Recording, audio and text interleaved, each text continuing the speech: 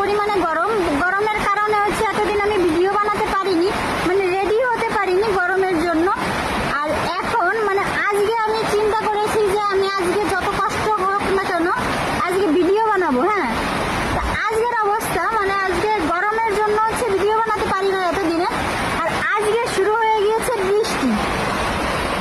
এই দেখুন এত পরিমাণে বৃষ্টি হচ্ছে যে আমি ভিডিও বানাবো তেমন কোনো সিস্টেম নেই। আমি যে রেডি হব মানে কারেন্ট নেই, কারেন্টের জন্য ওয়াইফাই নেই, ওয়াইফাই ছাড়াও আর কি আমার এমবি আছে।